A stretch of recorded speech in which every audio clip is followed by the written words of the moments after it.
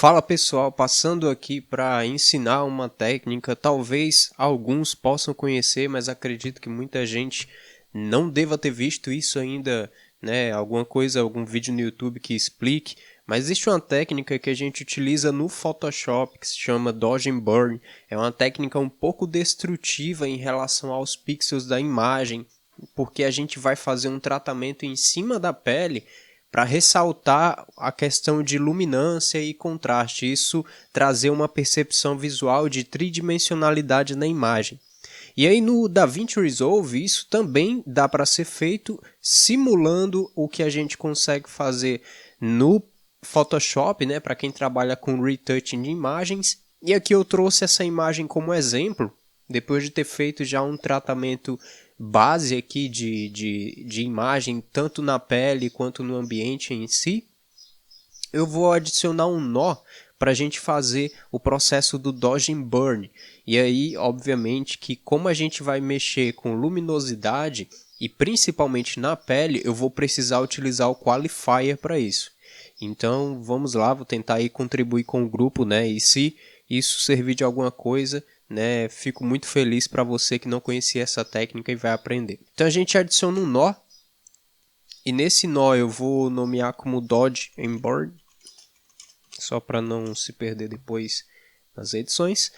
E como a gente vai trabalhar a iluminação na pele em si, a gente precisa isolar ela no Qualifier, e aqui no terceiro pontinho a gente vai entrar na luminância para fazer isso. Eu vou ativar a máscara para a gente enxergar somente o que vai ser ajustado. Eu vou vir aqui na área de sombras e vou puxar para a direita. E a gente começa a fazer uma seleção somente das áreas de luminância. Obviamente que isso vai pegar também a parede. A gente podia fazer aqui uma seleção um pouco mais assertiva, assim, bem mais detalhada, mas como é só para aprendizado, vocês podem testar aí com o programa e ver o que vocês conseguem isolar mais ainda. E aí aqui, ó, quanto mais isolado a pele estiver, né, e mais soft for a transição das altas luzes para as sombras, melhor vai ser para você enganar, né, o olho de quem vai assistir o vídeo. E aí por isso que a gente vai sempre mexendo aqui nesse L-Soft para a gente suavizar mais ainda essa transição, né, da sombra para as altas luzes. Bem, aqui para mim já está legal. E aqui no Matte Finish a gente dá uma aperfeiçoada ainda, sempre evitando destruir muita imagem, porque o processo em si ele já é um pouco destrutivo, né? Desde quando a gente faz isso no Photoshop, ele já é um processo destrutivo e por isso que tem que ser utilizado com bastante cautela. Tá? Então aqui, ó, fiz a minha máscara, para mim já tá bom, como é só para vocês entenderem a técnica. Depois disso, a gente já vai partir do princípio que eu preciso aumentar a iluminação aqui na parte de altas luzes, né, que é onde a luz está vindo, está sendo iluminada por um octabox nesse momento, né, e a luz vem, bate na minha pele e toda a luminosidade ela precisa ser um pouco mais ressaltada. E isso entra realmente em relação a contraste. A gente vai aumentar um pouco essa iluminação para a sua percepção visual realmente imaginar que aqui a gente está tendo mais contraste nessa imagem.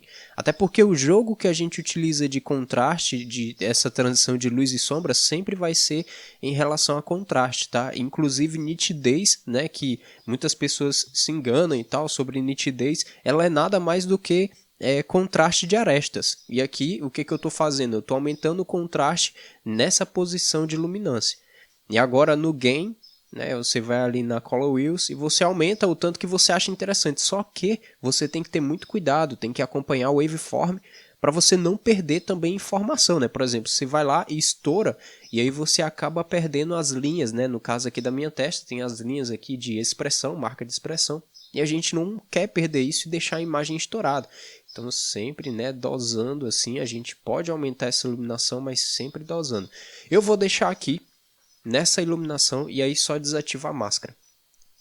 E pode ver que ficou um pouco agressivo, né? Ó, eu tenho uma transição muito forte aqui acontecendo e não é isso o intuito da edição em si do Dodge and Burn. Por isso que ele é muito destrutivo e você tem que ter bastante cautela na hora de utilizar. Vou ativar a máscara aqui só para a gente trabalhar em cima e diminuir um pouco mais essa iluminação.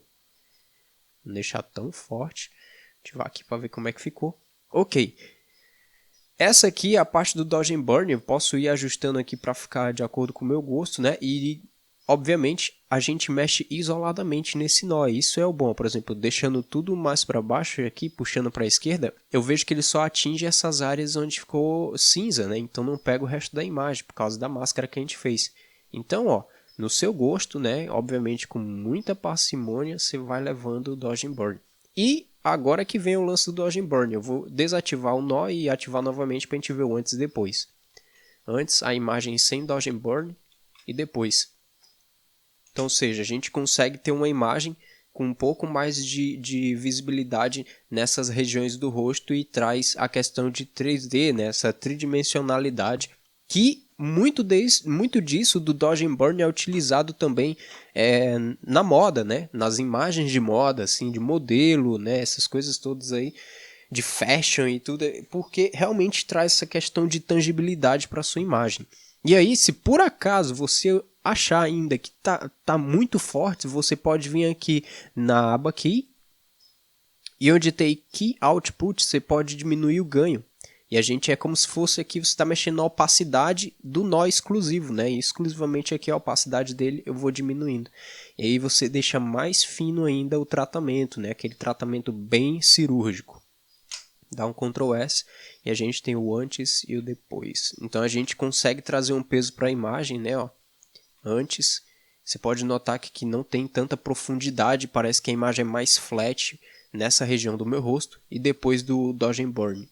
A gente já traz um pouco mais de diferença, né? Ó, a sombra que é gerada pelo óculos e a transição dela em relação ao brilho aqui nessa região do meu rosto, né? Embaixo do olho, na testa em si. Então, assim, são coisas que você vai empilhando, né? Algumas edições e no final a gente vai ter o resultado final, que é uma imagem muito mais bem tratada e bem realista e com a questão de tridimensionalidade. Tem pessoas que gostam, tem pessoas que não. Fica aí então essa minha dica, eu espero que possa ajudar vocês também. Qualquer dúvida, temos o inbox aí, pode mandar uma mensagem, estou aí para ajudar. Um abraço galera, valeu, tchau.